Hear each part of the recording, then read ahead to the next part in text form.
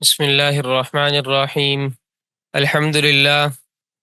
لله الذي صدق وعده ونصر عبده وأعز جنده وهزم الأحزاب وحده. اللهم لك الحمد كله، لا قابض لما بسطت ولا باسط لما قبضت ولا هادي لمن أضللت ولا مضل لمن هديت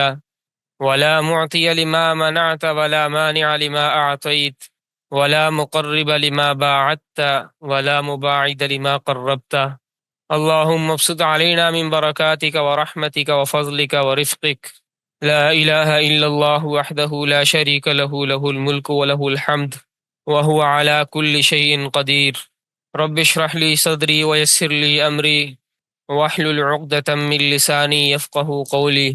رب زدني علما رب زدني عملا.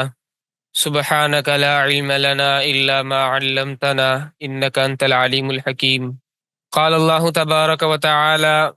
في القرآن المجيد والفرقان الحميد: قاتلوا الذين لا يؤمنون بالله ولا باليوم الآخر ولا يحرمون ما حرم الله ورسوله ولا يدينون دين الحق من الذين أوتوا الكتاب حتى يعطوا الجزية عن يد وهم صاغرون. وقال: وقاتلوهم حتى لا تكون فتنة ويكون الدين كله لله. وقال النبي صلى الله تعالى عليه وسلم: أمرت أن نقاتل الناس حتى يشهدوا أن لا إله إلا الله ويؤمنوا بي وبما جئت به،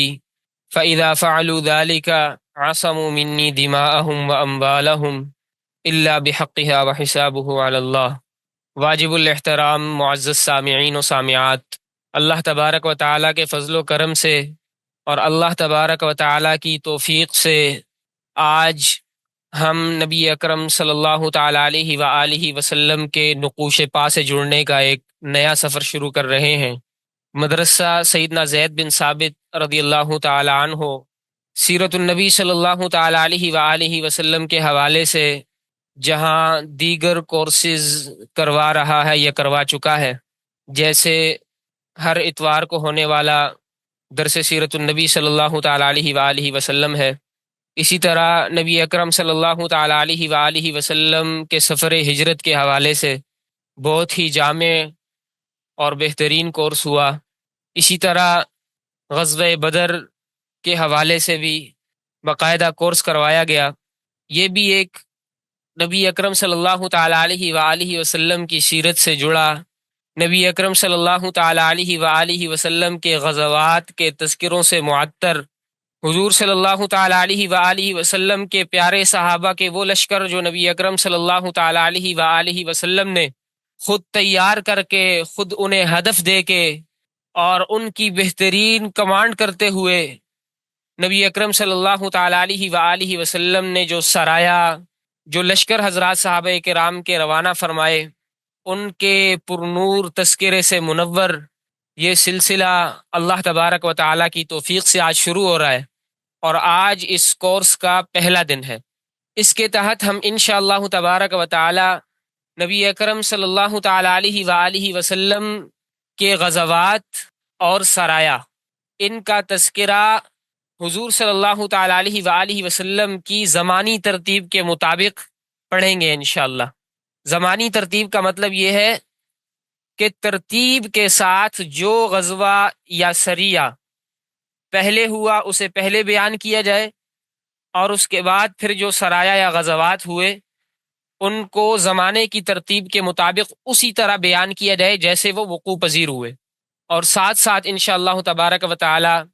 جتنا ہم سے ہو سکا ان مقدس مقامات کی تصاویر، اسی طرح نقشوں کے ذریعے سے آپ کو غزوات اور سرایا کے جو مقام ہیں ان کے حوالے سے رہنمائی بھی کی جائے گی۔ غزوات و سرایا کا تذکرہ شروع کرنے سے پہلے انتہائی ضروری ہے کہ ہم یہ سمجھیں، یہ بات ہم اپنے قلوب و اذہان میں بٹھائیں کہ جہاد کسے کہا جاتا ہے۔ نبی اکرم صلی اللہ تعالیٰ علیہ وآلہ وسلم کے غزوات سارے جہادی اسفار ہیں، غزوہ کہتے ہی اسی کو ہیں، اسی جنگ کو جس میں نبی اکرم صلی اللہ تعالیٰ علیہ وآلہ وسلم میں بنفس نفیس حضور صلی اللہ تعالیٰ علیہ وآلہ وسلم شریک ہوئے ہوں۔ تو وہ ساری جنگیں، وہ سارا جہاد تھا جو کہ اسلام کا ایک اہم ستون ہے، اسلام کے فرائض میں سے ایک اہم فریضہ ہے، اور اس کے حوالے سے جو بنیادی باتیں ہیں جو ضروری ہیں سمجھنے کی، وہ انشاءاللہ تبارک و تعالی آج کے سبق میں ہم سمجھیں گے۔ ایک تو ان باتوں کا تعلق اس چیز سے ہے کہ غزوات و سرایا کے شروع میں ان باتوں کا سمجھنا ضروری، جہاد کا معنی و مفہوم ہم سمجھیں گے، جہاد کی حکمتیں سمجھیں گے، جہاد کے اغراض و اہداف سمجھیں گے، شریعت کی نظر میں، قرآن کی نظر میں، احادیث کی نظر میں جب یہ ساری چیزیں ہمارے ذہنوں میں، ہمارے دلوں میں اچھے طریقے سے بیٹھ جائیں گی، پھر جب اس آئینے میں ہم نبی اکرم صلی اللہ تعالیٰ علیہ وآلہ وسلم کے غزوات کو دیکھیں گے، سرایا کو دیکھیں گے، تو اس کی ایک الگ شان ہوگی۔ تو ایک تو اس چیز کا تعلق اس کے ساتھ ہے، اور دوسرا علمی حوالے سے بھی یہ چیز ضروری ہے کہ یہ آپ کے گوش گزار کی جائے۔ سب سے پہلی بات کہ جہاد کسے کہا جاتا ہے؟ جہاد کا یہ جو لفظ ہے اس کا مطلب کیا ہے؟ شریعت اس سے کیا مراد لیتی ہے؟ تو دیکھیں، لغت میں یہ چونکہ عربی کا لفظ ہے تو عربی میں یہ جہاد کا لفظ لیا گیا ہے جہد سے یا جہد سے۔ جہد جیم پر زبر کے ساتھ اور جہد جیم پر پیش کے ساتھ۔ جہد عربی میں کہا جاتا ہے تھکن کو اور مشقت کو۔ اب چونکہ جہاد میں تھکن بھی ہوتی ہے، مشقت بھی ہوتی ہے، اس لیے اسے بھی جہاد کہا جاتا ہے۔ اور جہد عربی میں کہتے ہیں طاقت کو۔ اب چونکہ جہاد میں، قتال میں، جنگ میں جو اس میں ہر فریق ایک دوسرے کے خلاف طاقت کا استعمال کرتا ہے، تو اسی لیے جہاد کو جہاد کہا جاتا ہے۔ تو یہ تو ہوئی اس کی لغوی بات۔ شریعت نے جہاد کس چیز کا نام رکھا تو اس وجہ سے نا کہ اس میں مشقت تاب یا اس طرح ہے، اس لیے اس کا نام لے لیا گیا، جہاد کا لفظ لے لیا گیا۔ اب شریعت میں جہاد کسے کہتے ہیں؟ شریعت کے اندر اس کا کیا مطلب ہے؟ شریعت کی اصطلاح کیا کہتی ہے؟ قرآن اور حدیث میں جہاد کا مطلب کیا ہے؟ کیا ہر قسم کی طاقت کو، ہر قسم کی تھکن کو، ہر قسم کی مشقت کو جہاد کہا جائے گا، یا جہاد کوئی خاص قسم کی مشقت ہے، خاص قسم کی طاقت اور خاص مقاصد سے طاقت کا استعمال جو ہے وہ جہاد کہلائے گا؟ تو اس حوالے سے جتنی بھی تعبیرات دیکھی جائیں، قرآن و حدیث کو کھنگالا جائے، جو بات سمجھ میں آتی ہے وہ یہ ہے کہ کفار کے خلاف قتال میں اپنی مکمل طاقت اور توانائی کو خرچ کرنا، کفار کے خلاف قتال میں اپنی مکمل طاقت اور توانائی کو خرچ کر دینا، چاہے وہ جان کے ذریعے ہو، مال کے ذریعے ہو، زبان کے ذریعے ہو، یا کسی اور طریقے سے ہو، لیکن ہو کفار کے خلاف قتال میں وہ استعمال،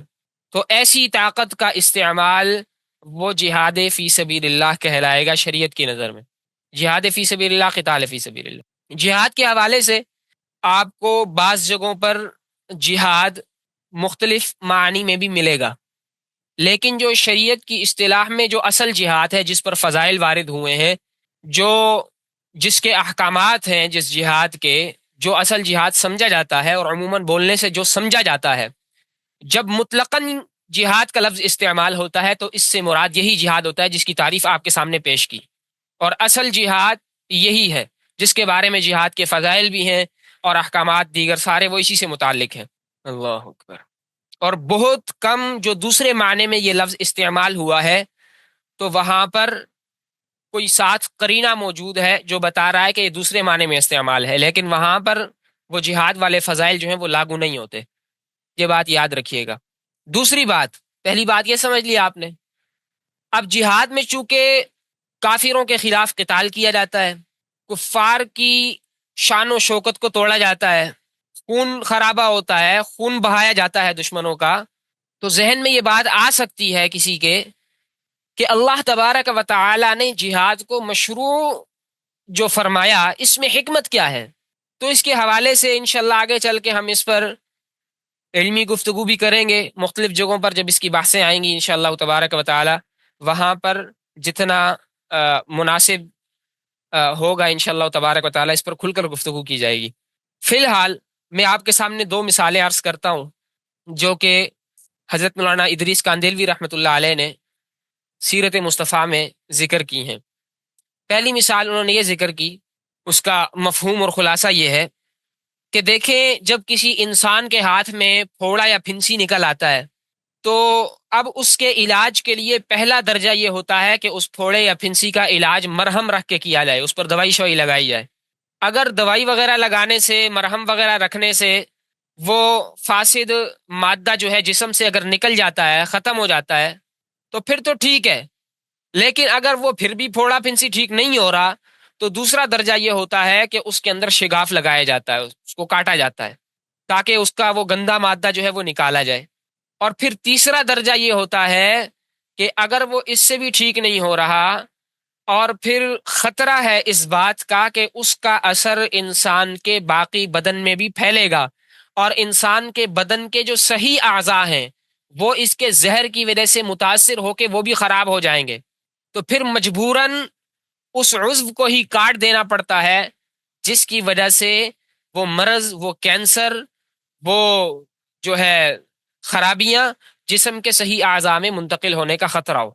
تو اب اگر ڈاکٹر یہ کام کرے، کسی کا کوئی عضو کاٹ دے کہ بھائی اس کی وجہ سے باقی بدن میں بھی یہ جراثیم سے رعایت کر رہے تھے تو کاٹ دیا،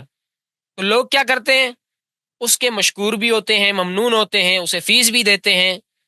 اور پھر اس کی تعریفوں پہ تعریفیں کرتے ہیں کہ بھائی اس ڈاکٹر نے مشورہ دیا تھا، اس نے باقی اعضاء کو گلنے سڑنے سے بچا لیا، اور جو ہے یہ فلانا عضو جو ہے وہ کاٹ دیا، باقی جسم کے اعضاء جو ہیں وہ اس کی وجہ سے متاثر نہیں ہوئے۔ تو پھر جہاد کے حوالے سے بھی اس کی مثال بھی ایسے ہی ہے۔ انبیاء کرام علیہم الصلاۃ والسلام یہ بھی طبیب ہیں، ڈاکٹر ہیں، روحانی۔ سب سے پہلے یہ کفر کا جو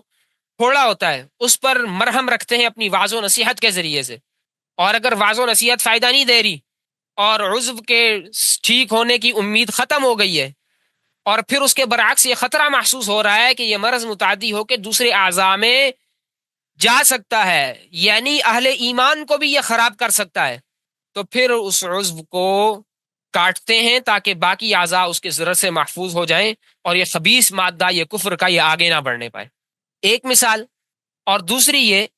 کہ دیکھیں ہر حکومت اس کے لوازم اور فرائض میں سے ہوتا ہے کہ وہ چوروں کو، رہزنوں کو، ان کی سرکوبی کرے۔ اگر وہ ایسا نہیں کریں گے تو حکومت کا جو نظام ہے وہ درہم برہم ہو جائے گا۔ تو ہر حکومت میں یہ رول ہے، ہر کوئی اس کو اپناتا ہے۔ اگر اس پر تفصیل سے بات کی جائے تو یہ جو جہاد کے اوپر اعتراضات اچھالتے ہیں اور طرح طرح کی جہاد کے حوالے سے باتیں کرتے ہیں، یہ اگر جن کی مدح سرائیاں کرتے ہیں ان کی طرف بھی دیکھیں تو ہر جگہ دنیا کا یہ فطری اصول ہے کہ وہ حکومتیں اپنے مخالفین کو دبانے کے لیے، ان کی سرکوبی کے لیے، اور ہر قسم کا مخالف نہیں، اب سیاسی کوئی مخالف ہو تو اس کے خلاف تو قتال نہیں ہوتا، لیکن کوئی چور اور رہزن قسم کے لوگ ہیں، ڈکیٹ ہیں اور باغی جماعتیں ہیں، تو ان کے خلاف ہر حکومت لڑائی کرتی ہے، اور اگر ایسا نہ کیا جائے تو حکومت کا نظام وہ درہم برہم ہو سکتا ہے۔ تو جو لوگ ایمان کی دولت کے رہزن ہیں اور وہ یہ چاہتے ہیں کہ اہل ایمان سے ایمان بھی لے جائیں، ان سے جو حق کی دولت ہے وہ بھی لوٹ کے لے جائیں، اور اس بات کے خواہش مند ہیں کہ نعوذ باللہ جو اہل حق ہیں ان کو بھی وہ اپنی طرح کا، اس طرح کا ڈاکو بنا لیں، اپنے جیسا مسلمانوں کو نعوذ باللہ کافر بنا لیں، اور اللہ تبارک و تعالیٰ کے وفاداروں کی فہرستوں سے خود کو اور مسلمانوں کو ختم کر کے باغیوں کی جماعت میں جو ہے وہ شامل کر لیں۔ تو ایسے لوگوں سے بھی جہاد کرنا، قتال کرنا، یہ بالکل عین حکمت ہے، عین مصلحت ہے، بلکہ فرض اور واجب ہے، اور شریعت کے لوازم اور فرائض میں سے ہے کہ ایسے لوگوں کا قلع کما کیا جائے، انہیں جڑ سے اکھیڑا جائے۔ اللہ اکبر۔ یہ دو باتیں ہو گئیں۔ تیسری بات، یہ ساری باتیں انشاءاللہ تبارک و تعالیٰ آگے جب تفصیلی باتیں آپ سے عرض کی جائیں گی تو اس کے ضمن میں آپ سمجھیں گے۔ جہاد کے اغراض اور اہداف کیا ہیں؟ جہاد کا مقصد کیا ہے؟ جہاد کا ہدف کیا ہے؟ آیا جہاد اس لیے مشروع ہوا ہے کہ صرف اسلام جو ہے اپنی حکومت کا دنیا پر سکہ بٹھائے، مسلمان اپنی حکومت کا دنیا پہ سکہ بٹھائیں اور جو چاہیں دنیا کے اندر کرتے پھریں، یا جہاد کا جو ہے کوئی مقصد ہے، کوئی جہاد کا غرض ہے، کوئی جہاد کا ہدف ہے؟ تو اس حوالے سے بہت لکھا علماء نے، لیکن اس کا جو بنیادی ہدف ہے اور بنیادی مقصد جہاد سے، وہ جیسا کہ قرآن و حدیث سے معلوم ہوتا ہے، وہ ہے اسلام کو عزت دینا، پوری دنیا میں اسلام غالب ہو، پوری دنیا میں اسلام کی عزت ہو، جو کہ اللہ تبارک و تعالیٰ کا نازل کردہ دین ہے، دین حق۔ اسی طرح اللہ تبارک و تعالیٰ کے کلمے کو پوری دنیا پر بلند کرنا، پوری دنیا پر اللہ تبارک و تعالیٰ کے کلمے کی حاکمیت قائم کرنا، یہ جہاد کا مقصد ہے۔ اور اسی طرح کفر کی طاقت کو توڑنا، کفر کی طاقت کو ختم کرنا، یہ جہاد کے اہداف میں سے، جہاد کے مقاصد میں سے ہے۔ اور اسی طرح مظلوم مسلمانوں کی مدد۔ اب یہ قرآن اور حدیث ہمیں یہ بتا رہا ہے کہ یہ جہاد کے اغراض ہونے چاہیے، یہ جہاد کے مقاصد ہونے چاہیے، یہ جہاد کے اہداف ہونے چاہیے، اور یہی ہیں۔ لیکن یہود اور نصارہ اور مغرب کے لوگوں نے ماضی میں جہاد کے احکام کے خلاف بہت شور شرابہ کیا، اور یہ کہا کہ جہاد جو ہے یہ تو لوگوں کو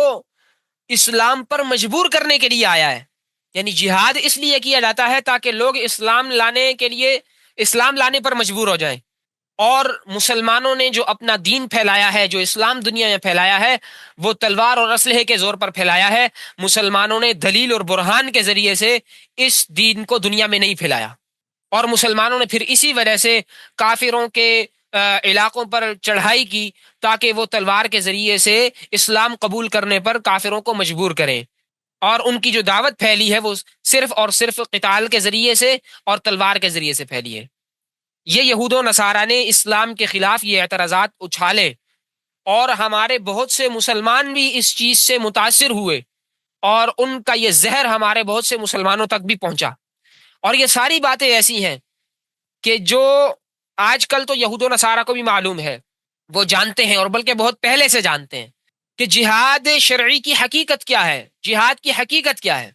اور اس کا اسلام کی دعوت کے ساتھ تعلق کیا ہے۔ تو یہ سب کچھ جو شور شرابہ کیا جاتا ہے، یا تو کسی کو معلوم نہیں، یا پھر جان بوجھ کے اس سے تجاہل برتا جاتا ہے۔ حالانکہ حقیقت میں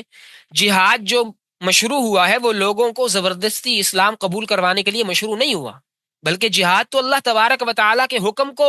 اللہ تبارک و تعالیٰ کی حاکمیت کو زمین میں قائم کرنے کے لیے، اور کفر کی اور کافروں کی طاقت کو توڑنے کے لیے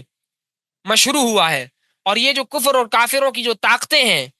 یہی اگر تاریخ میں دیکھا جائے تو ظلم کو پھیلانے کا سب سے بڑا سبب ہے۔ انہی کی وجہ سے ظلم پھیلتا ہے، انہی کی وجہ سے فتنہ اور فساد پھیلتا ہے، اور حق کو قبول کرنے میں رکاوٹ یہ کافروں کی طاقت، کافروں کا روب اور کافروں کا دبدبہ ہوتا ہے، جو لوگوں کو حق قبول کرنے سے منع کرتا ہے، اور اسلامی دعوت میں یہ رکاوٹ بنتی ہے۔ یہ چیزیں فتح مکہ کی مثال ہمارے سامنے ہے، انشاءاللہ جب اس کا تذکرہ آئے گا تو اس حوالے سے کھل کر اس پر گفتگو ہوگی۔ اگر جہاد کا ہدف یہ ہوتا کہ لوگوں کو زبردستی دین کی طرف لایا جا رہا ہے، تو پھر جزیہ کیوں مشروع ہوتا؟ اسلام میں یہی ہے نا، اقدامی جہاد میں کیا ہوتا ہے؟ پہلے دعوت ہوتی ہے، اگر وہ کافر دعوت کو قبول کر لیں تو ٹھیک ہے، ہمارے بھائی ہیں، اسلام میں داخل ہو جائیں۔ اگر وہ اس دعوت کو قبول نہیں کرتے تو پھر یا تو جزیہ دیں، اما الحرب و اما الجزیہ، یا تو جزیہ دیں یا پھر جنگ کے لیے تیار ہو جائیں۔ تو یہ جو کافروں سے جزیہ لیا جاتا ہے، تو کیا یہ اس بات کی دلیل نہیں ہے؟ جزیہ لے کے پھر جنگ کو روک دیا جاتا ہے، تو یہ جزیے کا مشروع ہونا یہ اس بات کی بڑی دلیل ہے کہ اسلام کسی کو اپنے قبول کرنے پر مجبور نہیں کرتا۔ تو اگر جہاد کا ہدف یہ ہوتا کہ لوگوں کو دین قبول کرنے پر مجبور کیا جائے، تو پھر جزیہ مشروع کیوں ہوتا؟ اور پھر اگر پوری تاریخ کھنگال ڈالی جائے، پوری تاریخ دنیا کی آج تک جتنی تاریخیں لکھی گئی، کہیں پر بھی یہ مثال نہیں ملتی کہ کسی ایک کافر کو بھی اسلام قبول کرنے پر مجبور کیا گیا ہو، مسلمانوں نے کہیں پر فتح حاصل کی ہو، کوئی علاقہ فتح کیا ہو، اور پھر وہاں پر کسی بھی کافر کو اسلام قبول کرنے پر مجبور کیا ہو۔ بلکہ کوئی علاقہ اگر مسلمان فتح بھی کرتے ہیں تو کافروں کو اور ان کے دین کو یوں ہی چھوڑ دیا جاتا ہے، مکمل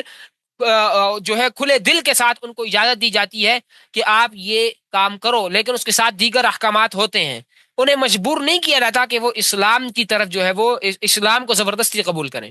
پھر اسلام کی دعوت انہیں دی جاتی ہے، علاقے فتح ہوئے، پھر اسلام کی دعوت دی جاتی ہے، اور تاریخ میں ایسا ہی ہوا کہ اسلام کی دعوت پھر انہیں دی جاتی ہے، دلائل اسلام کے ان کے سامنے رکھے جاتے ہیں، وہ مسلمانوں کے اخلاق کو دیکھتے ہیں، مسلمانوں کے اعمال کو دیکھتے ہیں، وہ اسلام کو اچھے طریقے سے سمجھتے ہیں۔ جب وہ مسلمان فتوحات حاصل کرتے ہیں تو مسلمانوں کو وہ دیکھتے ہیں، سمجھتے ہیں، اسلام کو سمجھتے ہیں، اور پھر لشکروں کے لشکر جب کافر اسلام کو سمجھ لیتے ہیں تو پھر ان کے لشکروں کے لشکر وہ اسلام میں داخل ہوتے ہیں۔ تو انہیں کوئی مجبور نہیں کرتا، اور نہ ہی تاریخ میں آج تک کسی نے انہیں ایسے مجبور کیا ہے۔ اللہ اکبر۔ اور پھر جہاد جو مشروع ہوا وہ دنیا پر اللہ تبارک و تعالیٰ کے کلمے کی سربلندی کے لیے مشروع ہوا، اور اس لیے ہوا کہ اللہ تبارک و تعالیٰ کا جو کلمہ ہے وہ دنیا میں عزت والا ہو، اسی طاقت والا ہو، اور جو جبارین ہیں، جو کافر ہیں، ان کی طاقت کو ختم کیا جائے، اور وہ لوگ جو لوگوں کو اپنا غلام بناتے ہیں، اللہ تبارک و تعالیٰ کی عبادت سے نکالتے ہیں، اور اپنے طرف سے گھڑے ہوئے جو ان کے قوانین ہیں وہ لوگوں پر مسلط کرتے ہیں، اور وہ اس بات کا انکار کرتے ہیں کہ اللہ تبارک و تعالیٰ کی حاکمیت وہ اللہ کی زمین میں قائم ہو، اور اپنے حکم کی قوت سے وہ ظلم اور فساد دنیا میں پھیلاتے ہیں، تو ایسے لوگوں کی طاقت کو ختم کرنے کے لیے جہاد مشروع ہوا ہے۔ یہ جتنے اعتراضات یہود و نصارہ کی طرف سے اس قسم کے کیے جاتے ہیں، بہت سے اہل اسلام وہ خود کو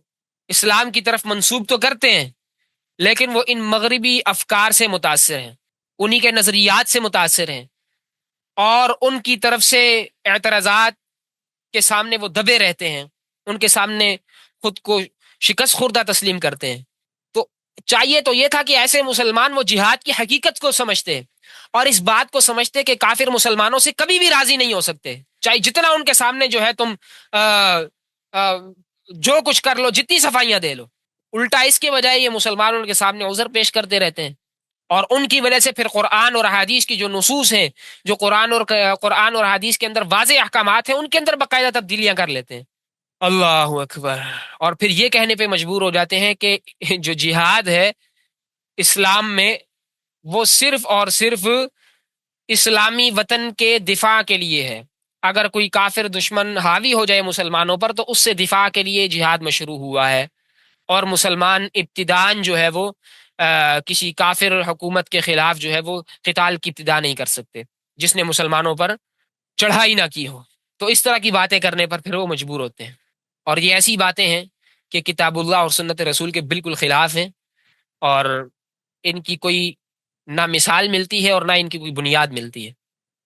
اور ان مسلمانوں کی ایسی باتوں سے بہت سے مسلمانوں نے دھوکہ بھی کھایا، حالانکہ 14 صدیاں کہیں پر بھی آپ کو نہ اس کی مثال ملے گی اور نہ کوئی ایسی چیزیں آپ کو نظر آئیں گی، بلکہ آپ کو جہاد دفاعی اقدامی اپنی دونوں شکلوں کے ساتھ ملے گا۔ اس بات کو ذرا اچھے سے سمجھنے کے لیے ہم پہلے یہ سمجھتے ہیں کہ جہاد جو مشروع ہوا ہے یہ مختلف مرحلوں سے گزر کے اپنی اس شکل تک پہنچا ہے۔ تو جہاد کی حقیقت کو، جہاد کے احکام جو ہیں ان کو سمجھنے کے لیے یہ بات سمجھنا ضروری ہے کہ اسلام کی ابتدا سے اس پر کچھ مراحل گزرے، اور پھر ایک زمانے کے بعد جہاد جو ہے وہ مکمل ایک شکل اس کو ملی۔ تو پہلا مرحلہ کیا تھا کہ مشرکین کی طرف سے ملنے والی تکلیفوں پر مسلمان صبر کریں، اور اس کے ساتھ ساتھ اللہ تبارک و تعالیٰ کے دین کی طرف لوگوں کو دعوت بھی دیں، لیکن جو تکلیفیں انہیں مل رہی ہیں ان پر وہ صبر کریں۔ اور نبی اکرم صلی اللہ تعالیٰ علیہ وسلم اور حضور کے صحابہ سب کو جہاد و قتال سے منع کر دیا گیا۔ تو اسلام کی دعوت کا پہلا مرحلہ یہ تھا۔ تو نبی اکرم صلی اللہ تعالیٰ علیہ وآلہ وسلم جب مکہ میں تھے، نبی اکرم صلی اللہ تعالیٰ علیہ وسلم کو جب ابتدائی دور کے اندر جو نبوت کا ابتدائی دور تھا اس کے اندر یہی شکل تھی، اور اللہ تبارک و تعالیٰ فرما رہے تھے فَاصْدَعْ بِمَا تُؤْمَرْ وَأَعْرِضْ عَنِ الْمُشْرِكِينَ، کہ جس کا حکم آپ کو دیا گیا اس کا اعلان آپ کریں، اعلانیہ طور پہ اس کی دعوت دیں اور مشرکوں سے اعراض کریں۔ اور اسی طرح سورہ اعراف میں اللہ فرماتے ہیں خُذِ الْعَفْوَ وَأْمُرْ بِالْعُرْفِ، کہ آپ درگزر کے معاملے کو اپنائیں، درگزر والا رویہ اپنائیں، اور لوگوں کو نیکی کا حکم کریں، وَأَعْرِضْ عَنِ الْجَاهِلِينَ، اور جاہل لوگوں سے جو ہے وہ اعراض کریں۔ اور اسی مدت میں نبی اکرم صلی اللہ تعالیٰ علیہ وسلم نے اپنے صحابہ کو فرمایا تھا انی امرت بالعفو فلا تقاتلوا،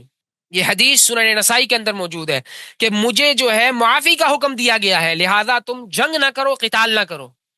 یہ انشاءاللہ آپ جب جہاد کے مراحل کو اچھے سے سمجھیں گے پھر آپ کو سمجھ میں آ جائے گی کہ کون سی باتیں کس دور کی ہیں، کس وقت کی ہیں، اور ان کا تعلق کس چیز کے ساتھ ہے۔ تو یہ ذرا توجہ سے سماعت فرمائیے گا۔ تو جو پہلا دور تھا جس میں مسلمانوں کو صبر کا حکم تھا اسی وقت جو ہے مسلمانوں کو جو صبر کا حکم قرآن میں جہاں جہاں پر دیا گیا، اور مسلمانوں کی جو آزمائش کے حوالے سے گفتگو کی گئی اس حوالے سے، وہ ساری اسی دور کے ساتھ متعلق ہے، اور بڑا انتہائی اور مشکل قسم کا دور تھا۔ اور امام قرطبی رحمۃ اللہ علیہ فرماتے ہیں کہ نبی اکرم صلی اللہ تعالیٰ علیہ وسلم کو مکہ میں اقامت جب تھی حضور صلی اللہ تعالیٰ علیہ وسلم کی، تو اس وقت حضور صلی اللہ علیہ وسلم کو قتال کا حکم نہیں ملا تھا۔ یہ تو ہوا پہلا مرحلہ۔ دوسرا مرحلہ، دوسرے مرحلے میں مسلمانوں کو قتال کی اجازت ملی، قتال فرض نہیں ہوا، بلکہ مسلمانوں کو دوسرے مرحلے میں قتال کی اجازت ملی، قتال مسلمانوں کے لیے مباح کر دیا گیا۔ اور اسی کے متعلق اللہ تبارک و تعالی سورہ حج میں فرماتے ہیں اذن للذین یقاتلون بانہم ظلموا، کہ مسلمانوں کو اجازت ملی، مسلمانوں کو جہاد کی اجازت اللہ تبارک و تعالیٰ کی طرف سے ملی، کیونکہ ان پہ ظلم کیا گیا تھا۔ وَإِنَّ اللَّهَ عَلَىٰ نَصْرِهِمْ لَقَدِيرٌ، اللہ تبارک و تعالیٰ ان کی مدد پر قادر ہے۔ الَّذِينَ أُخْرِجُوا مِن دِيَارِهِمْ بِغَيْرِ حَقٍّ، جنہیں اپنے گھروں سے ناحق نکالا گیا، إِلَّا أَن يَقُولُوا رَبُّنَا اللَّهُ، کہ وہ یہ کہتے تھے کہ ہمارا رب اللہ ہے، بس اس وجہ سے انہیں گھروں سے نکال دیا۔ وَلَوْلَا دَفْعُ اللَّهِ النَّاسَ بَعْضَهُم بِبَعْضٍ، اگر اللہ تبارک و تعالیٰ بعض لوگوں کے ذریعے سے بعض کے ضرر کو دفع نہ فرماتے، لَهُدِّمَتْ صَوَامِعُ وَبِيَعٌ وَصَلَوَاتٌ، تو ساری کی ساری عبادت گاہیں، کلیسے، مسجدیں، یہ سارے کے سارے جن میں اللہ تبارک و تعالیٰ کا زیادہ ذکر کیا جاتا ہے، یہ سارے کے سارے منہدم ہو جاتے۔ وَلَيَنْصُرَنَّ اللَّهُ مَن يَنْصُرُهُ، اللہ تبارک و تعالیٰ ضرور مدد کریں گے ان کی جو اللہ تبارک و تعالیٰ کی مدد کرتے ہیں، یعنی اللہ کے دین کی۔ ان اللہ لقوی عزیز۔ تو یہ جو آیت ہے سورہ حج کے اندر، اور اس طرح کی آیات جس میں مسلمانوں کو قتال کی اجازت کا تذکرہ ہے،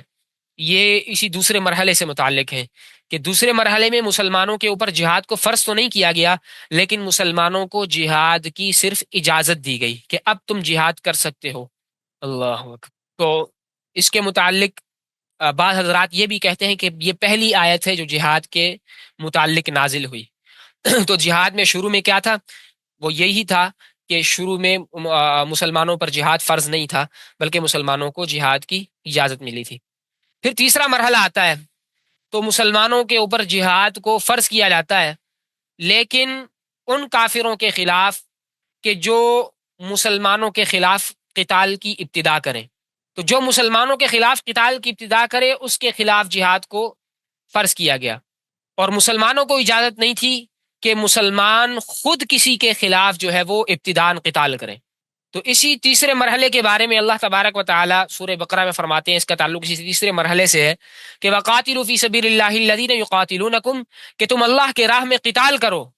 الذین، ان کافروں سے، یقاتلونکم، جو تم سے قتال کرتے ہیں، ولا تعتدوا، حد سے نہ بڑھو، ان اللہ لا يحب المعتدین، اللہ تعالیٰ حد سے بڑھنے والوں کو پسند نہیں کرتے۔ اسی طرح سورہ نساء میں اللہ فرماتے ہیں اسی مرحلے سے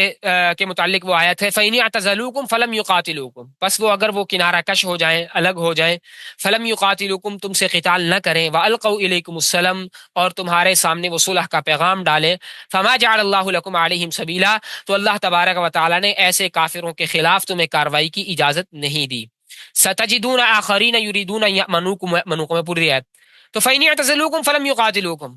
وَأَلْقَوْا إِلَيْكُمُ السَّلَامَ فَمَا جَعَلَ اللَّهُ لَكُمْ عَلَيْهِمْ سَبِيلًا، اور اس طرح کی جو آیات ہیں جس میں مسلمانوں کو ان کافروں کے خلاف قتال کا حکم دیا جا رہا ہے کہ جو مسلمانوں کے خلاف قتال کریں،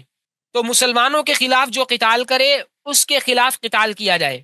صرف یہ مشروع ہوا تیسرے مرحلے میں۔ اور پھر چوتھا مرحلہ آتا ہے جس میں مسلمانوں کو تمام کافروں کے خلاف، چاہے وہ کسی دین سے تعلق رکھتے ہوں، چاہے وہ کسی بھی قوم سے تعلق رکھتے ہوں، ان کے خلاف مسلمانوں کو ابتدائی طور پر اقدامی جہاد کرنے کا حکم ملا، اگرچہ وہ مسلمانوں کے خلاف قتال کے لیے نہ نکلیں، اگرچہ وہ ابتدا نہ کریں، ان کے خلاف مسلمان ابتداءً قتال کریں۔ چوتھے مرحلے میں پھر جا کے اسلام نے یہ حکم دیا، اور ان کے خلاف یہ قتال اس وقت تک کیا جائے جب تک وہ اسلام لے آئے، اگر اسلام لے آئے پھر بھائی، یا پھر کیا ہے جزیہ دیں، اگر ان دو باتوں کو نہیں مانتے پھر ان کے خلاف کیا ہے قتال ہے۔ تو یہ سارے کا سارا کس لیے؟ تاکہ کافروں کی طاقت کو توڑا جائے، دین کو عزت ملے، پوری دنیا میں دین غالب ہو، اللہ تبارک و تعالیٰ کا کلمہ بلند ہو۔ اور یہ جو آخری مرحلہ ہے، یہ جو 9ویں ہجری کا حج تھا، جس میں نبی اکرم صلی اللہ علیہ وسلم تو تشریف نہیں لے گئے تھے، حضرت ابوبکر صدیق رضی اللہ تعالیٰ عنہ کو نبی اکرم صلی اللہ تعالیٰ علیہ وسلم نے اس حج کا امیر بنا کے صحابہ کرام کو حج کے لیے جو 9ویں ہجری میں بھیجا تھا، اس کے 4 ماہ بعد یہ مرحلہ شروع ہوتا ہے، چوتھا مرحلہ۔ اللہ اکبر۔ اس کے حوالے سے انشاءاللہ آگے تفصیلی احکامات آپ سے عرض کریں گے۔ تو اللہ تبارک و تعالی فرماتے ہیں، حضرت علی ابن ابی طالب رضی اللہ تعالیٰ عنہ، ان کے ذریعے سے نبی اکرم صلی اللہ تعالی وسلم نے کچھ اعلانات کروائے تھے حج کے موقع پہ۔ اس میں سے ایک اعلان یہ تھا جو قرآن کی سورہ توبہ میں موجود ہے، فَإِذَا انْسَلَخَ الْأَشْهُرُ الْحُرُمُ، جب حرمت والے مہینے گزر جائیں، فَاقْتُلُوا الْمُشْرِكِينَ، تو مشرکوں کے خلاف جنگ کرو، انہیں قتل کرو، حَيْثُ وَجَدْتُمُوهُمْ، جہاں انہیں پاؤ، وَخُذُوهُمْ، انہیں پکڑو، وَاحْصُرُوهُمْ، انہیں گھیرو، وَاقْعُدُوا لَهُمْ كُلَّ مَرْصَدٍ، ہر راستے پہ ان کے خلاف گھات لگا کے بیٹھو۔ اتنے واضح احکامات قرآن کریم نے دیے۔ فَإِن تَابُوا وَأَقَامُوا الصَّلَاةَ وَآتَوُا الزَّكَاةَ، پھر اگر وہ توبہ کریں اور نماز قائم کریں، زکوٰۃ ادا کریں، فَخَلُّوا سَبِيلَهُمْ، پھر ان کا راستہ چھوڑ دو۔ ان اللہ غفور رحیم، اللہ تعالیٰ بخشنے والے رحم فرمانے والے ہیں۔ تو اس طرح کی جو آیات ہیں، اور اسی طرح اللہ تبارک و تعالیٰ فرماتے ہیں سورہ توبہ کے اندر یہ فرمان موجود ہے، قاتل الذین لا یؤمنون باللہ ولا بالیوم الآخر ولا يحرمون ما حرم اللہ ورسولہ ولا يدینون دین الحق من الذین اوتوا الکتاب، کہ وہ اہل کتاب جو نہ اللہ پر ایمان لاتے ہیں، نہ آخرت پر ایمان لاتے ہیں، اور نہ ان چیزوں کو حرام قرار دیتے ہیں جو اللہ اور اس کے رسول نے حرام کی، ولا يدینون دین الحق، اور نہ وہ دین حق کو اپناتے ہیں، ایسے اہل کتاب کے خلاف قتال کرو، حتی یعطوا الجزیہ، یہاں تک کہ عن ید وہم صاغرون، یہاں تک کہ وہ ہاتھ سے ذلیل ہو کر تمہیں جزیہ دیں، ذلیل ہو کے۔ اور اللہ تبارک و تعالیٰ سورہ انفال میں فرماتے ہیں وقاتلوہم، ان کافروں کے خلاف قتال کرو، حتی لا تکون فتنہ، یہاں تک کہ فتنہ باقی نہ رہے، ویکون الدین کلہ للہ، اور دین سارے کا سارا اللہ کا ہو جائے۔ تو یہ جہاد کی مشروعیت کے مختلف مراحل ہیں کہ پہلے مسلمانوں کو صبر کا حکم تھا، اور پھر مسلمانوں کو جہاد کی صرف اجازت ملی، جہاد ان پر فرض نہیں ہوا۔ پھر مسلمانوں پر جہاد فرض تو ہوا لیکن دفاعی جہاد فرض ہوا، کہ جو کافر تمہارے خلاف جہاد کی ابتدا، جو قتال کی ابتدا کریں، تم ان کے خلاف جنگ کر سکتے ہو، ان کے خلاف جہاد کر سکتے ہو۔ اور پھر چوتھے مرحلے میں مسلمانوں کو تمام کافروں کے خلاف، جس دین کے ہوں، جس قوم کے ہوں، ان کے خلاف اگرچہ وہ ابتدا نہ کریں، مسلمان جو ہے ابتدا ان کے خلاف جو ہے وہ قتال کریں، مسلمانوں کو اجازت ملی۔ اللہ اکبر۔ تو قرآن کریم، احادیث طیبہ، اسی طرح کتب سیرت اور دیگر جو اس حوالے سے احادیث کی شروحات وغیرہ، ان سب کو دیکھا جائے تو اس سے یہی بات سمجھ میں آتی ہے۔ اللہ اکبر۔ اور یہ جتنے بھی احکامات ہیں، جتنے مراحل آپ سے عرض کیے گئے، یہ سارے کے سارے مخصوص حالات کے ساتھ اب بھی یہ احکام باقی ہیں۔ صبر اور معافی کے احکامات، یہ جب مسلمان اگر کمزور ہیں، عاجز ہیں، تو وہ اس پر عمل کریں۔ اور مباح، مسلمانوں کے لیے جو قتال کو مباح قرار دیا گیا، یہ پھر اس کی بنسبت اوپر والی حالت ہے، پھر آگے دیگر سارے معاملات۔ تو یعنی یہ احکامات، اصل جہاد تو وہی ہے جو آخری مرحلے میں جا کے جہاد کامل ہوا۔ اس کے حوالے سے انشاءاللہ مزید آپ سے عرض کرتے ہیں۔ باقی احکامات بھی جو ہیں وہ باقی ہیں۔ تو آخری احکام میں یہ باقی چیزیں بھی داخل ہیں سوائے پہلے کے۔ تو اب یقیناً آپ کو یہ بات سمجھ میں آ گئی ہوگی کہ جہاد کی 2 قسمیں ہیں۔ یہ ساری بات سمجھنے کے بعد، ایک جہاد ہے ابتدائی اقدامی، اور ایک جہاد ہے دفاعی، اور یہ سارے کے سارے مشروع ہیں شریعت میں۔ تو اس حوالے سے یہ سمجھ لیں ان کی حکم کے حوالے سے کہ ان کا حکم جو ہے وہ علیحدہ علیحدہ ہے، دونوں قسموں کا، جہاد دفاعی کا بھی اور اقدامی کا بھی۔ جو دفاعی جہاد ہے وہ مسلمانوں پر فرض عین ہو جاتا ہے اس وقت جب دشمن مسلمانوں کی سرحدوں پر آ جائے، اور جو ابتدائی جہاد ہے کافروں کے خلاف، جو اقدامی جہاد ہے، وہ فرض کفایہ رہتا ہے۔ اور آج کل پوری دنیا میں اس وقت جہاں بھی جہاد ہو رہا ہے وہ دفاعی جہاد ہو رہا ہے۔ اور ملک پاکستان کے معتبر ادارے جامعۃ العلوم الاسلامیہ بنوری ٹاؤن، انہوں نے بھی باقاعدہ اپنے ایک فتوے میں اس بات کا تذکرہ کیا ہے کہ اس وقت پوری دنیا میں جہاں پر بھی جہاد ہو رہا ہے وہ دفاعی جہاد ہے، کیونکہ دشمن مسلمانوں کی جگہوں پر آیا ہوا ہے، مسلمانوں پر مسلط ہو رہا ہے۔ تو ابتدائی اور اقدامی جہاد تو فرض کفایہ ہوتا ہے، لیکن جو دفاعی جہاد ہے وہ مسلمانوں پر فرض عین ہے۔ اور دفاعی جہاد سے متعلق امام جساس رحمۃ اللہ علیہ احکام القرآن میں فرماتے ہیں کہ تمام مسلمانوں کے اعتقاد میں یہ بات معلوم ہے کہ جب سرحد والوں کو دشمن کا خوف ہو جائے اور ان میں ان کے خلاف لڑنے کی طاقت نہ ہو، اور انہیں خطرہ لگ جائے اپنے شہروں کا، اپنی جانوں کا، اپنی اولادوں کا، تو پھر ساری کی ساری امت پر یہ فرض ہے، ساری کی ساری امت پہ، کہ جو جا کے اتنے لوگ وہاں پر چلے جائیں کہ جو ان کافروں کی جو تعدی ہے اسے روک سکیں، کہ کافر جو ہیں وہ مسلمانوں پر جو حملہ کر رہے ہیں وہ اس کو روک سکے، ان کے خلاف لڑ سکے، ان کے خلاف کافی ہو جائیں۔ اور اس بارے میں فرماتے ہیں کہ اس میں امت میں کسی کا بھی اختلاف نہیں ہے اس بارے میں۔ اللہ اکبر۔ اور جو ابتدائی جہاد ہے تو یہ فرض کفایہ ہے استطاعت کی شرط کے ساتھ۔ جب کچھ مسلمان اقدامی جہاد کے لیے کھڑے ہو جائیں تو باقی مسلمانوں سے اقدامی جہاد جو ہے وہ ساقط ہو جاتا ہے۔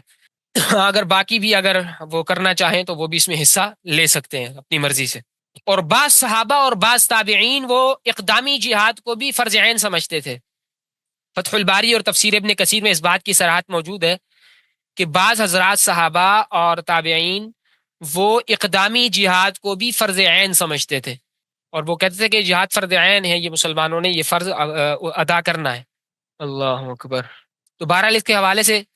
کافی تفصیل ہے، بس یہ سمجھ لیں کہ جو دفاعی جہاد ہے وہ فرض عین ہے، اور جو اقدامی جہاد ہے وہ فرض کفایہ، اور اس کے حوالے سے دیگر جو بات آپ سے عرض کی۔ اور اقدامی جہاد کے حوالے سے جیسے پہلے آپ سے گفتگو کی کہ یہ مسلمانوں کو یہ لوگوں کو دین اور اسلام قبول کرنے پر مجبور کرنے کا نام نہیں ہے کہ وہ اسلام کے عقیدے کو قبول کریں،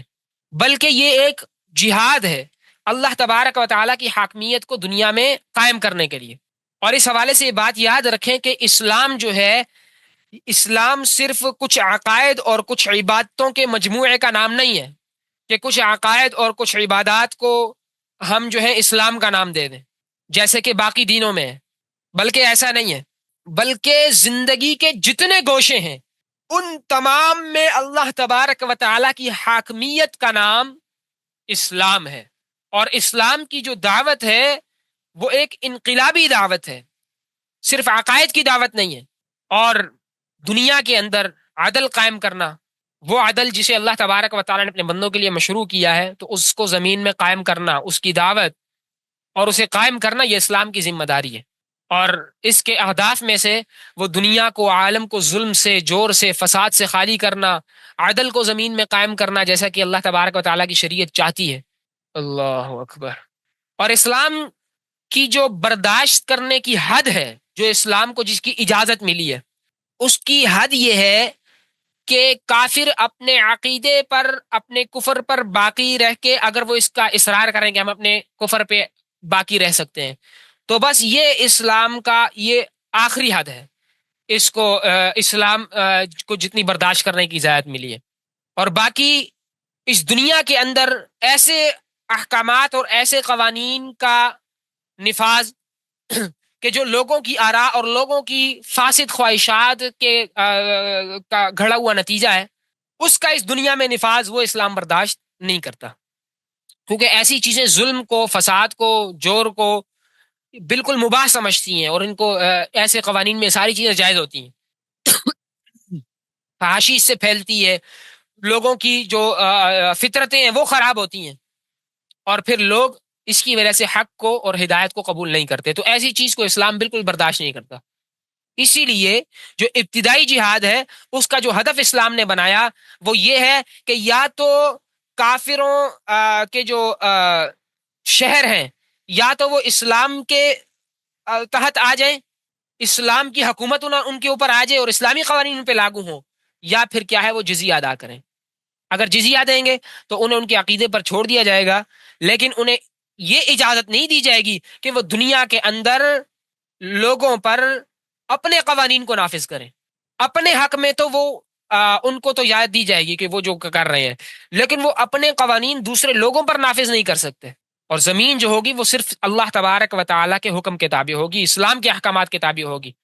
اور ان کی انفرادی زندگی میں کافروں کی انہیں چھوڑ دیا جائے گا کہ وہ چاہے جو دین اختیار کریں، جو کریں۔ اور جو جزیہ وہ دیتے ہیں وہ تو تھوڑا سا ایک مال ہوتا ہے، وہ اس لیے دیتے ہیں، جزیہ جو ان سے لیا جاتا ہے، اسلام کوئی مال کا لالچ نہیں رکھتا، یہ جو اسلام جزیہ ان سے لیتا ہے اس کے اندر بہت سی حکمتیں ہیں اور بہت سے فوائد ہیں، اور اس کی جو ایک ظاہری وجہ ہے وہ یہ ہے تاکہ اسلامی حکومت جو ہے وہ ان کی جان کی حفاظت کرے، ان کے مال کی، ان کے ساری چیزوں کی اسلام پھر حفاظت بھی کرتا ہے۔ تو اس کے بدلے ان سے جو ہے جزیہ اور ٹیکس جو ہے وہ وصول کیا جاتا ہے۔ اللہ اکبر۔ تو یہی بات، یہ ساری جو آپ سے عرض کی، یہ اللہ تبارک و تعالیٰ قرآن میں فرماتے ہیں اس کے حوالے سے سورہ انفال میں، وَقَاتِلُوهُمْ حَتَّى لَا تَكُونَ فِتْنَةٌ، کافروں کے خلاف قتال کرو یہاں تک کہ فتنہ باقی نہ رہے، وَيَكُونَ الدِّينُ كُلُّهُ لِلَّهِ، دین سارے کا سارا اللہ تبارک و تعالیٰ کا ہو جائے، فَإِنِ انْتَهَوْا فَإِنَّ اللَّهَ بِمَا يَعْمَلُونَ بَصِيرٌ۔ تو یہ جو کفار کے خلاف قتال کرنا ہے یہ اس لیے ہے تاکہ فتنہ باقی نہ رہے۔ اور امام ابن جریر طبری رحمۃ اللہ علیہ اس آیت کی تفسیر میں فرماتے ہیں فَقَاتِلُوهُمْ حَتَّى لَا يَكُونَ الشِّرْكُ، ان کے خلاف قتال کرو یہاں تک کہ شرک باقی نہ رہے، اور اللہ تبارک و تعالی کے علاوہ، جس اللہ کا کوئی شریک نہیں، اس اللہ کے علاوہ کسی کی عبادت نہ کی جائے۔ اللہ اکبر۔ جب شرک نہیں ہوگا، صرف اکیلے اللہ کی عبادت ہوگی، تو اس طرح لوگوں پر سے بلا اور مصیبت بھی اٹھ جائے گی، اور یہی مصیبت اور یہ بلا، یہی فتنہ ہے۔ تو یہ فتنہ ختم کرنے تک مسلمانوں کو کافروں کے خلاف قتال کرنا ہے، یا تو وہ جزیہ دے کے مجبور ہو جائیں اسلام کے احکامات کے تحت، اسلام کے سامنے ذلیل ہو کے جزیہ دیں، اسلام ان کی جان اور مال کی حفاظت کرے، اسلام ان کی جان مال کی حفاظت کرے، اس کے بدلے میں ان سے جزیہ لے، اور پھر انہیں ان کی انفرادی زندگی میں ان کے دین کو ان کے حوالے کیا جائے، آپس میں وہ جو کریں اپنے احکامات اور اپنی جو ان کی فاسد خواہشات کے گھڑے ہوئے قوانین ہیں، وہ باقی دنیا میں اور زمین پہ انہیں نافذ کرنے کی بالکل بھی اجازت نہ ہو، بلکہ زمین پہ صرف اور صرف اسلام کا جو ہے وہ حکم چلے اور شریعت نافذ ہو۔ اللہ اکبر۔ اور یہی جو کفر کے فتنے کو ختم کرنے والی بات ہے، یہی وہ ہدف ہے جس کے بارے میں حضرت ربعی بن عامر رضی اللہ تعالیٰ عنہ نے رستم کے سامنے اس کا اظہار کیا تھا، اس پر فخر کیا تھا، جب مسلمانوں نے ایران کو گھیرے میں لیا تھا۔ تو اس وقت رستم نے حضرت ربعی بن عامر رضی اللہ تعالیٰ عنہ سے پوچھا کہ ما جاء بکم، اب بھائی تم کیا چیز لے کے آئی ہے؟ تو انہوں نے کہا اللہ ابتعثنا لنخرج من شاء من عبادت العباد الى عبادت اللہ، اللہ نے ہمیں بھیجا ہے تاکہ ہم جسے اللہ چاہے اسے ہم من عبادت العباد، لوگوں کی عبادت سے نکال کے اللہ کی عبادت کی طرف لے آئے، ومن ضیق الدنیا الى سعتها، اور دنیا کی تنگی سے اسے نکال کے وسعتوں کی طرف لے آئے، ومن جور الادیان، اور ادیان کے ظلم سے اسے نکال کے باقی باطل ادیان کے، الى عدل الاسلام، اسلام کے عدل کی طرف لے آئے۔ اللہ اکبر۔ تو بس اگر کافر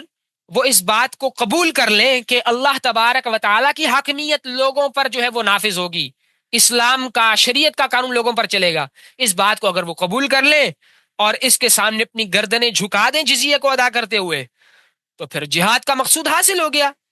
اب انہیں دین اسلام اور اسلام کے عقیدے کے قبول کرنے پر مجبور نہیں کیا جائے گا تلوار کے زور پہ یا اسلحے کے زور پہ، بلکہ ان کے عقیدے پہ انہیں چھوڑا جائے گا، یہاں تک کہ وہ پھر خود مسلمانوں کے اور اسلام کی حقیقت کو سمجھ لیں، اس کے سامنے اپنی گردنیں جھکا دیں اور خود اسلام کا تو گلے میں پہننے کے لیے راضی ہو جائیں، کھلی آنکھوں سے اور کھلے دل سے۔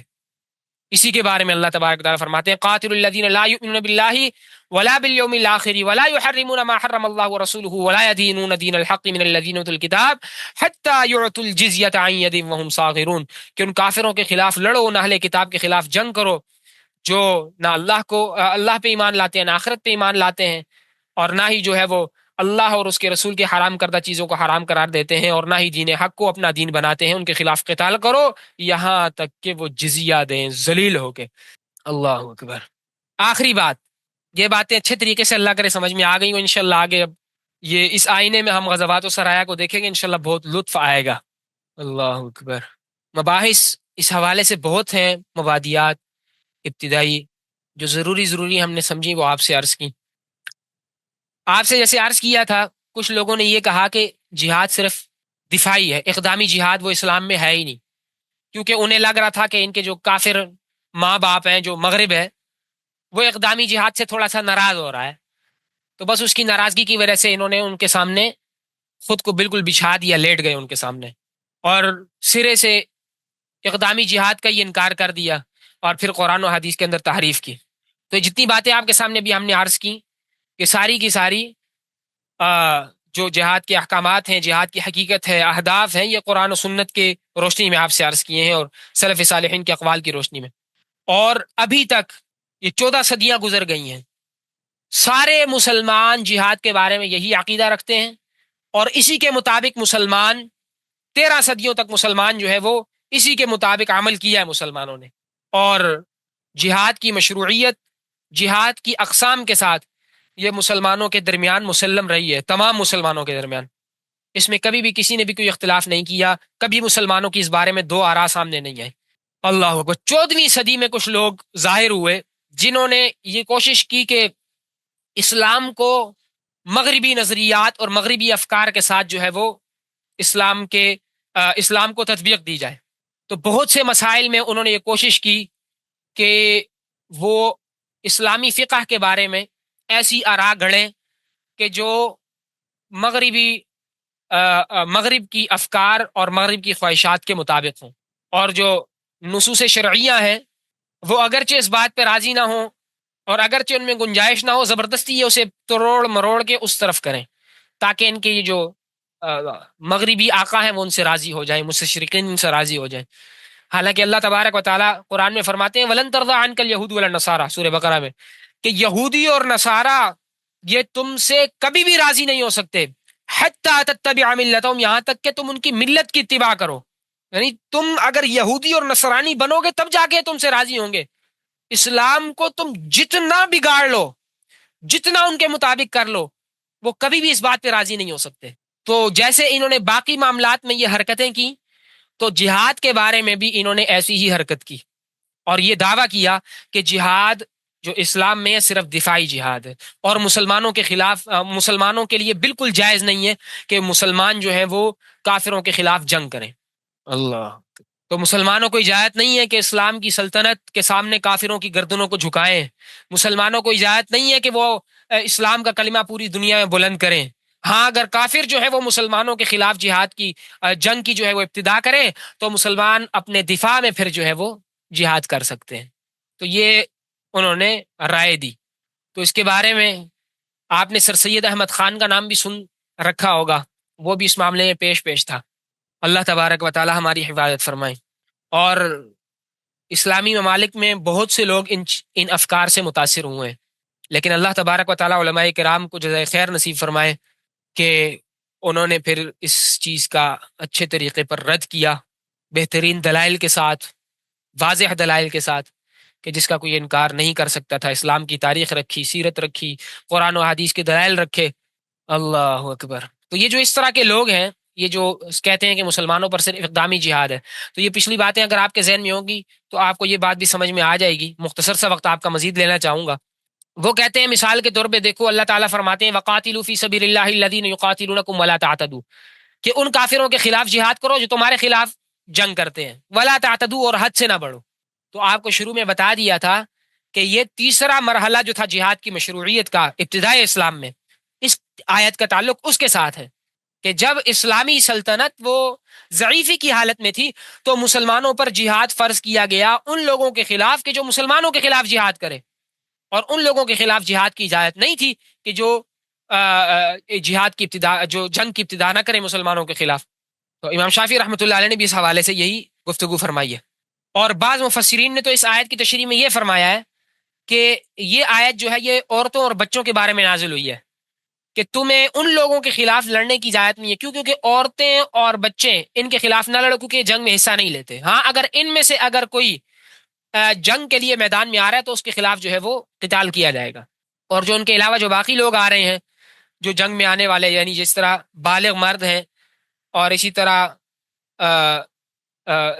جو حربی کافر ہوتے ہیں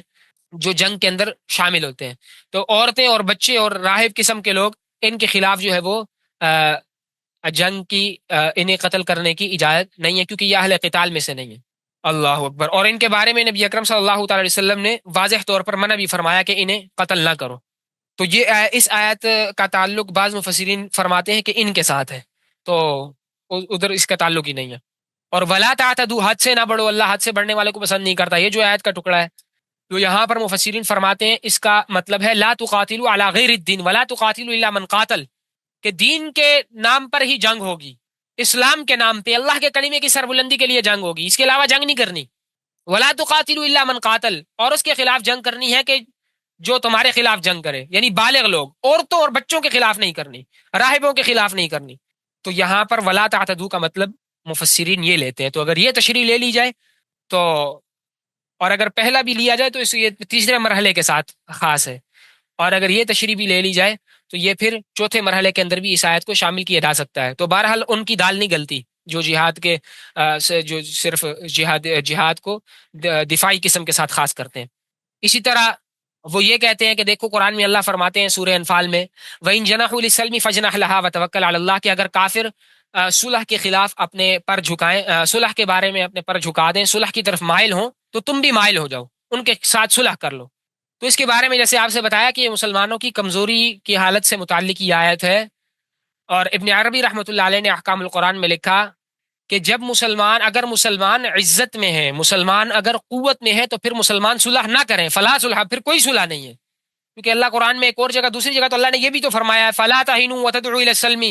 کمزور نہ پڑو، جھکو نہیں، وتدعوا الی السلم، اور کافروں کو صلح کی دعوت نہ دو، وانتم الاعلون، تم ہی بلند ہوگے۔ اللہ اکبر۔ تو بہرحال اگر یہ ہم جہاد کی مشروعیت کے مراحل کو سمجھ لیں تو ہمیں یہ بات اچھے سمجھ میں آ جائے گی۔ یہ جتنے دلائل بھی اس حوالے سے پیش کرتے ہیں وہ اس وقت کی آیات پیش کرتے ہیں کہ جو تیسرے مرحلے سے متعلق ہیں، جس کے اندر صرف دفاعی جہاد کا تذکرہ ہے، اور اسی طرح یا وہ آیات پیش کرتے ہیں یا آیات کے اندر بعض مرتبہ بہت سی تعریف کرتے ہیں، دلائل کے اندر انہیں پھیرتے ہیں۔ اللہ اکبر۔ بہرحال ان کی اور بھی دلائل ہیں، ان کے حوالے سے بھی علماء نے جو ہے وہ رد پیش کیا، اور جو اقدامی جہاد کے حوالے سے واضح دلائل قرآن و حدیث میں مذکور ہیں وہ بھی پیش کیے۔ تو آپ دیکھیں جیسے آپ سے آیات چوتھے مرحلے سے متعلق جو آیات آپ سے عرض کی تھیں فَإِذَا انسَلَخَ الْأَشْهُرُ الْحُرُمُ فَاقْتُلُوا الْمُشْرِكِينَ حَيْثُ وَجَدتُّمُوهُمْ، مشرکوں کو قتل کرو جہاں پاؤ، پکڑو، گھیرو، گھات لگا کے ان کے لیے بیٹھو۔ یہ کیا، یہ قرآن حکم دے رہا ہے نا، یہ اقدامی جہاد ہے، اور کیا ہے؟ قاتلوا الذین لا یؤمنون باللہ ولا بالیوم الآخر، قتال کرو ان لوگوں سے جو اس کا دو مرتبہ ترجمہ آپ سے عرض کر چکا ہوں، قاتل الذین لا یؤمنون باللہ ولا بالیوم الآخر ولا یحرمون ما حرم اللہ ورسولہ ولا یدینون دین الحق من الذین اوتوا الکتاب۔ یہاں پر اہل کتاب کا ذکر ہے، لیکن یہ سارے کافروں کے لیے آیت عام ہے، یہ حکم سب کے لیے عام ہے، یہ بھی یاد رکھیں۔ اسی طرح یا ایھا الذین آمنوا قاتلوا الذین یلونکم من الکفار، اپنے قریب کے کافروں سے لڑو، جنگ کرو، ولیجدوا فیکم غلظہ، وہ تمہارے اندر اپنے خلاف سختی پائیں۔ تو یہ ساری کی ساری آیتیں مسلمانوں کو حکم دے رہی ہیں، اس کے علاوہ اور بھی بیسیوں آیات ہیں اور شواہد ہیں کئی سینکڑوں کہ مسلمان کافروں کے خلاف قتال کی ابتدا کریں، اور ان کے خلاف قتال کا جو سبب قرآن نے ذکر کیا وہ یہ ذکر کیا کہ وہ اللہ کے خلاف کفر کرتے ہیں، آخرت کا انکار کرتے ہیں، اللہ تبارک و تعالیٰ کی حرام کردہ چیزوں کو حرام نہیں قرار دیتے، اور باقی چیزیں جو قرآن نے ذکر کی۔ تو یہ اسباب قرآن بیان کر رہا ہے ان کے خلاف قتال کے۔ یہاں پر قرآن نے کہیں ذکر کیا ہے کہ کافروں کے خلاف لڑنے کی وجہ یہ ہے کہ وہ تمہارے اوپر چڑھائی کر رہے ہیں ان آیات میں جو بھی آپ کے سامنے تلاوت کی؟ بالکل نہیں۔ تو اس سے ابتدائی جہاد ثابت ہوتا ہے، اقدامی جہاد ثابت ہوتا ہے۔ وہادل، اور یہ جو آیات ہیں یہ بالکل آخر میں نازل ہوئی، جیسے آپ کو بتایا تھا فَإِذَا انسَلَخَ الْأَشْهُرُ الْحُرُمُ، یہ جو آیت ہے سورہ توبہ کی، یہ نازل ہوئی 9 ہجری کا وہ حج جس پہ حضرت ابوبکر صدیق رضی اللہ تعالیٰ عنہ نے وہ کیا تھا، اس کی ان کی سرکردگی میں جو حج ہوا تھا، اور حضرت علی بن ابی طالب نے اعلان کیا تھا اس موقع پہ، اس کے 4 مہینے کے بعد سے یہ جو ہے وہ مشروع ہوا تھا۔ تو یہ بالکل قرآن کے نزول کے آخری دور کی آیات ہیں، تو یہ محکم آیات ہیں، اور ان کا حکم وہ قیامت کے قائم ہونے تک باقی رہے گا۔ اور اسی پر عمل کرتے ہوئے نبی اکرم صلی اللہ علیہ وسلم نے فرمایا امرت ان اقاتل الناس حتی یشهدوا ان لا الہ الا اللہ، کہ مجھ محمد کو یہ حکم دیا گیا ہے، مسلم شریف میں یہ حدیث موجود ہے کہ میں لوگوں کے خلاف قتال کروں یہاں تک کہ وہ گواہی دے دیں کہ اللہ کے علاوہ کوئی معبود نہیں، وَيُؤْمِنُوا بِي، اور مجھ پہ ایمان لائیں، وَبِمَا جِئْتُ بِهِ، اور اس پر جو میں لے کے آیا ہوں، فَإِذَا فَعَلُوا ذَلِكَ، جب وہ ایسا کریں گے تو مجھ سے اپنے خونوں کو، اپنی جانوں کو اور اپنے مالوں کو محفوظ کر لیں گے، سوائے اس کے حق کے۔ اس کے آگے مزید تشریح ہے۔ تو بہرحال نبی اکرم صلی اللہ علیہ وسلم نے فرمایا کہ مجھے حکم دیا گیا ہے جب تک لوگ کلمہ نہ پڑھ لیں ان کے خلاف میں جہاد کروں، ان کے خلاف میں قتال کروں۔ اللہ اکبر۔ تو بہرحال یہ ساری باتیں اللہ تبارک و تعالی ہمیں انہیں سمجھنے کی اور ان پر دل و جان سے عمل پیرا ہونے کی توفیق نصیب فرمائے۔ اگر انسان میں عقل سلیم ہو، فطرت سلیمہ ہو، اور وہ حق کا متلاشی ہو، تو یقیناً ایک جملہ، کوئی ایک آیت، کوئی ایک حدیث ایسے انسان کو سیدھے راہ پہ لانے کے لیے اور اس کی ہدایت کے لیے، اس کے شرح صدر کے لیے کافی ہوتی ہے۔ اور اگر دل نہ چاہے تو بہانے ہزار ہیں۔ تو ہم تو الحمدللہ مسلمان ہیں، آپ سب جتنے لوگ حاضر ہیں یقیناً، اور انشاءاللہ امید ہے غزوات السرایا کا سبق پڑھنے اگر آئے ہیں تو یقیناً آپ مغرب کی افکار سے وہ ان کا زہر آپ نے قبول نہیں کیا ہوگا، اور اللہ کرے کبھی قبول نہ کریں۔ اللہ تبارک و تعالی ہماری یہ دعوت قبول فرمائے اور پوری دنیا میں اسے پھیلائیں، ہمارا مل بیٹھنا قبول فرمائے۔ سبحانک اللہم و بحمدک، نشہد ان لا الہ الا انت، نستغفرک و نتوب الیک۔ انشاءاللہ تعالی باقی جو 3 سرایہ ہیں ان کے حوالے سے اور غزوات و سرایہ کے حوالے سے کچھ ضروری تفصیل وہ کل کے سبق میں آپ سے عرض کی جائے گی۔ آپ حضرات کوشش کیا کریں کہ نوٹس بنائیں، اپنے پاس نوٹس لازمی بنائیں، اس کے ذریعے سے کافی فائدہ ہوتا ہے۔ اور آج کی جو تقریر میں نے آپ سے عرض کی، ایک تو سیرت مصطفیٰ کا آپ کو حوالہ دیا تھا، اور دوسرا یہ جتنا ہے جو آپ سے تفصیلی طور پہ عرض کیا مختصر سا، یہ حضرت شیخ مفتی محمد تقی عثمانی صاحب شیخ الاسلام دامت برکاتہم العالیہ، انہوں نے تکمیل فتح الملہم میں اس بات کو بہت وضاحت کے ساتھ جامع معنی گفتگو فرمائی ہے اس پر۔ اللہ تبارک و تعالی ہم سب کو عمل کی توفیق نصیب فرمائے۔ وآخر دعوانا الحمد للہ رب العالمین۔